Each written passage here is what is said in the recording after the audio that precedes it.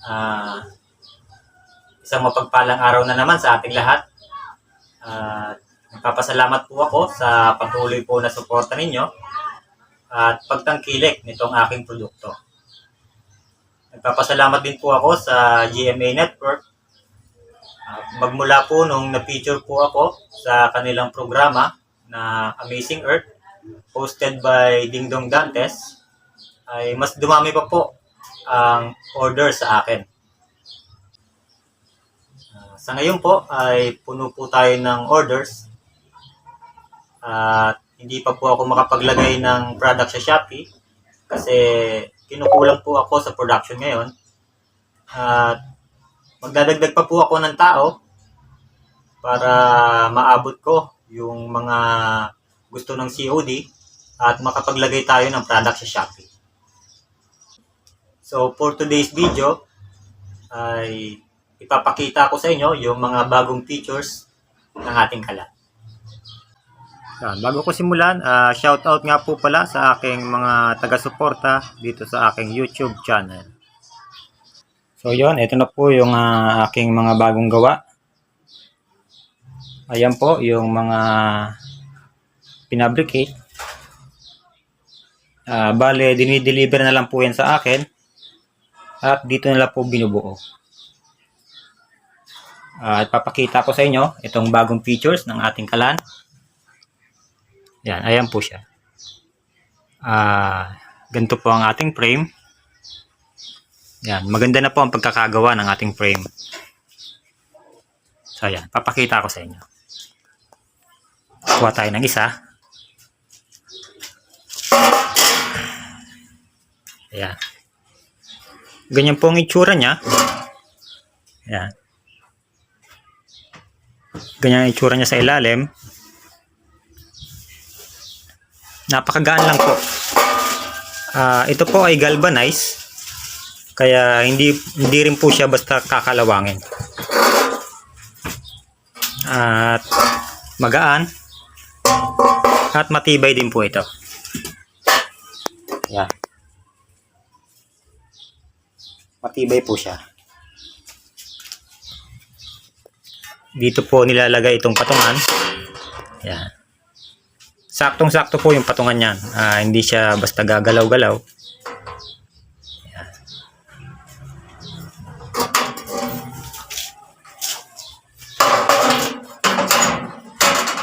Napakaganda po ng pagkakagawa. Ito po, itong ating bagong features sa ating kalan. Ang power po nito ay 5 volts na lang po. Yung ating gagamiting power ay charger na lang po sa cellphone. Ang purpose po na binabaan natin yung power ay para mabawasan yung ingay pagka ginagamit itong ating kalan. Yung 12 volts po kasi nakaka-distract po yung ingay. Ngayon, nabawasan na po natin yung ingay at yung lakas ng apoy ay ganun pa rin. So, ayan. Pagka wala rin pong kuryente, power bank na lang po ang ating gagamitin kapag walang kuryente. Yan. Meron tayong power bank. Mamaya, i-demo ko itong ating kalan gamit itong power bank.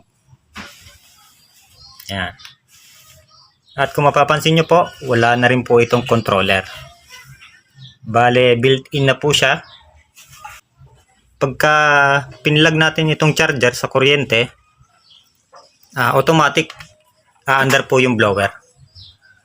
Hindi na tayo mag-iisip kung paano yung tamang adjust ng hangin. Built-in na po siya. Ang iintindihin na lang po natin yung control ng oil. Bale, wala na tayong iisipin kung paano ba adjustin yung hangin o kung anong tamang adjust ng hangin. Built-in na po siya. Isa na lang po yung control niya. Etong oil na lang po. Para mas madaling gamitin. At pagka ginagamit natin itong kalan, wala na pong ingay. Hindi na siya gaanong maingay. Di tulad dati ng Hindi tulad dati na maingay siya. So yan, ito po yan. Maya-maya, i-demo ko siya. At ito nga po pala, itong ating takip, Tansu po yan. Ito. Medyo iba na kasi yung kulay niya kasi tinesting ko kanina. Pero hindi po basta-basta natutunaw yan. Kasi Tansu po ito. Yan. Kung ordinaryong takip, ang ordinaryong metal lang ang gagamitin natin takip, matutunaw po yan. Malulusaw yan sa sobrang init. Kaya Tansu po yung ating ginamit.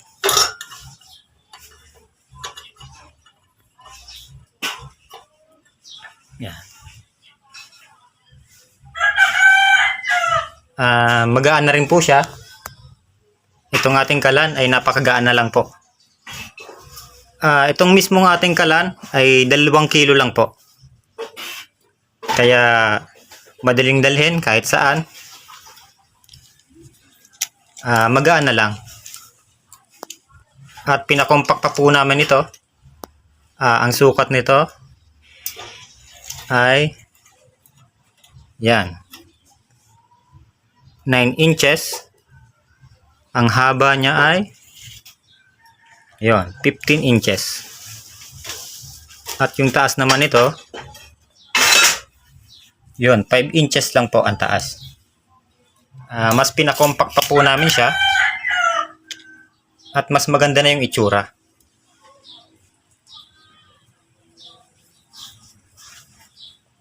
So yun, i-demo ko siya ngayon.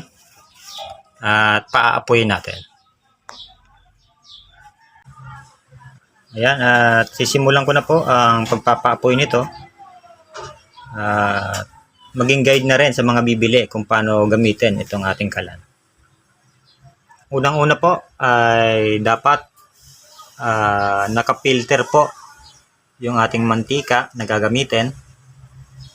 Kahit sa tela lang po ipilter at maalis lang po yung mga solid particles na nandoon sa mantika. So ayan, sinala ko po yan kanina. Kahit po ganyang kaitim na mantika ay pwede pong gamitin. Ang hose po na yan ay connected dito sa ating valve. At wala na rin po itong air controller. So ayan, ang iisipin na lang ng gagamit ay ang pagtulo ng oil. Yan, pag pinihit mo siya, tutulo siya. Pag gusto mong palaksan, yan. At pag i-off, ganyan lang po. So yan, at simulan na natin. So yan, ang una po natin gagawin ay patuluin yung oil. Tansyahin po natin na tumulo na 1 patak kada segundo. At ang gagamitin ko pong fire starter ay yung pinagpigaan po ng nyog na ibinilad at nilagyan natin ng mantika at kerosene. Yan po yan. 1 kutsara lang po. At pagkatapos nating sindihan, pwede na pong ihulog sa loob ng ating chamber.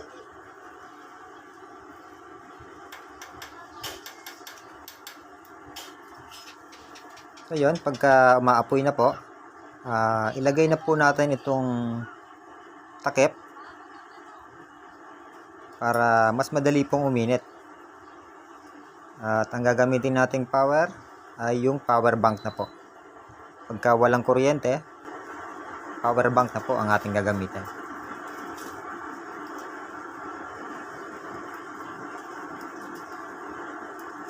So yun, pwede ka na pong magluto dyan. At maya-maya po, pagka na-preheat na po siya, mas lalo pa pong lalakas ang apoy niyan.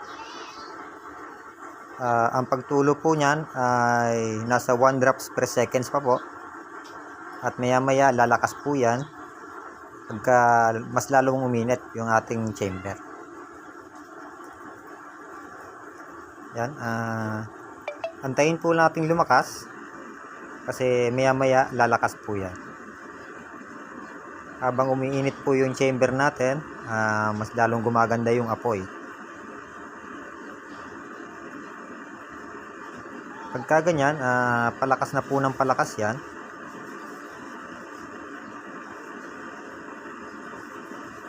Yan, unti-unti na po siyang lumalakas.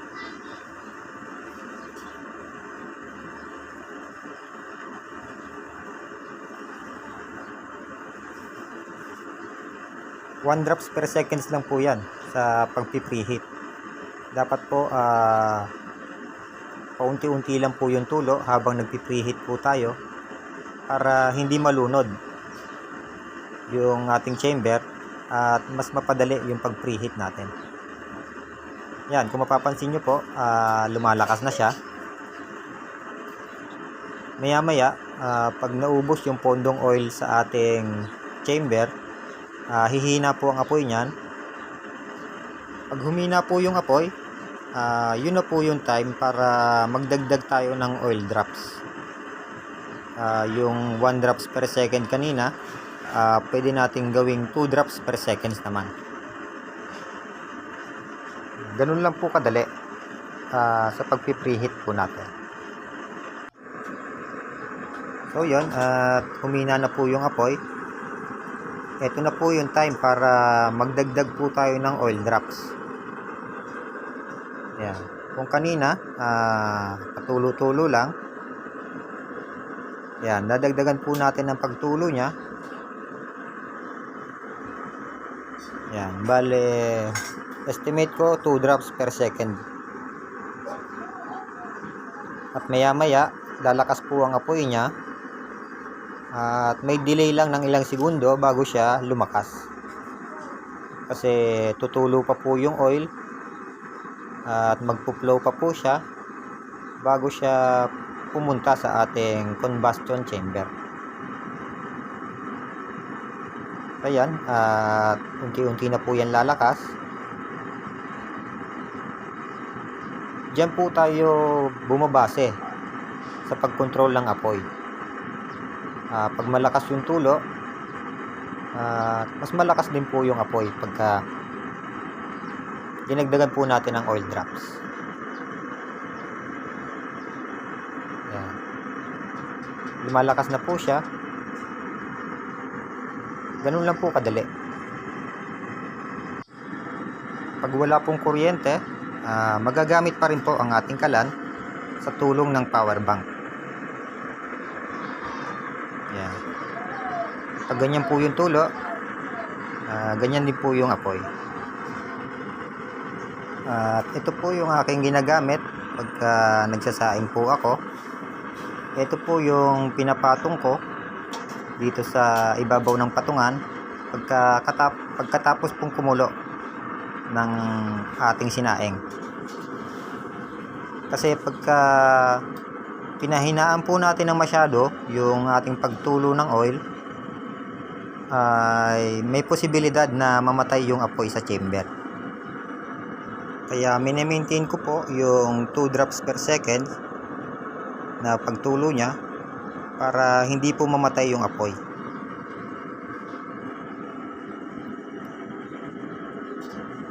Ito po yung ilalim. Kung mapapansin nyo, wala siyang uling. Kung magkaroon man, ay konti lang at napakadali rin linisan. Ganyan po ang ating konsumo. Ayan. Yan.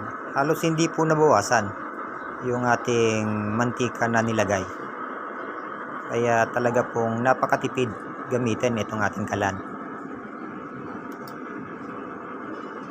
Yan. Ganyan po ang ilalim niyan. At walang uling.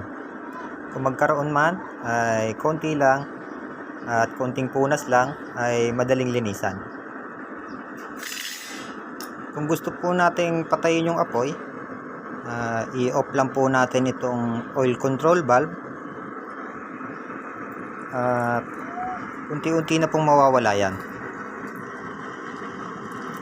Yung sinusunog niya na lang po ay yung natirang oil doon sa ating steel tube.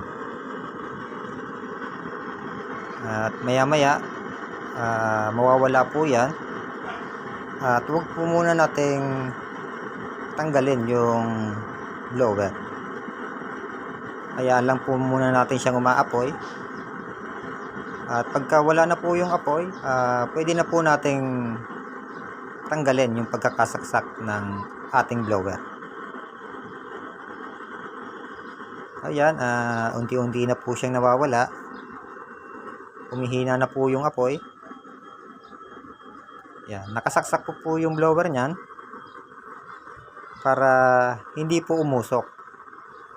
Kasi kung tatanggalin po natin yung blower niyan, ay magiging mausok po pagka may apoy pa.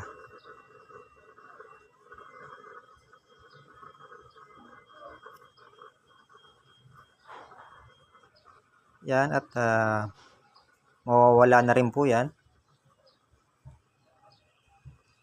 Ganun lang po ang pagpapatay po ng apoy sa ating kalan de mantika.